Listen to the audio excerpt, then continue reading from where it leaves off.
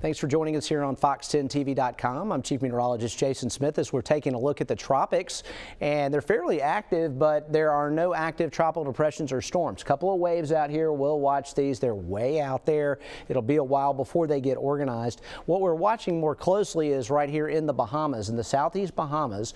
We've got a blow up of showers and some thunderstorms here, and this is tracking towards the west and eventually could end up in the Gulf of Mexico, which means we may have an organized tropical system in the Gulf by the weekend, and the odds of development here is at least a medium chance this thing organizes. Now, it is coupled with an upper level low, so there is some wind shear over this system, and that westerly wind shear will limit it some. Water temperatures are warm enough, though, and looking at the track, we think generally across the Florida Peninsula and eventually into the Gulf by Sunday or Monday, and the odds of development are 60% on days 3, 4, and 5. So as we look at Saturday, Sunday, Monday, pretty good chance this thing could organize into something.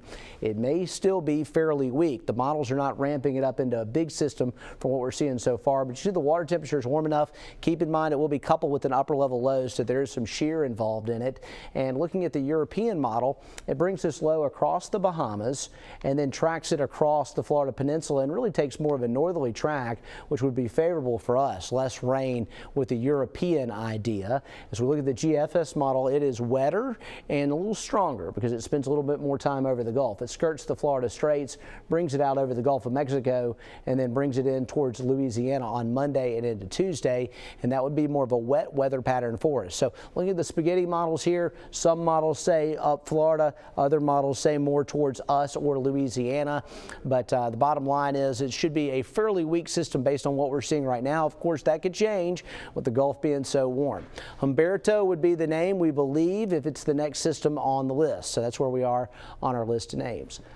Otherwise, locally, just a few showers out there. Today's highs getting up into the mid-90s. Super hot across the Gulf Coast. Heat index up around 105. It's been very, very hot across the Gulf Coast, and we're continuing to see that pattern.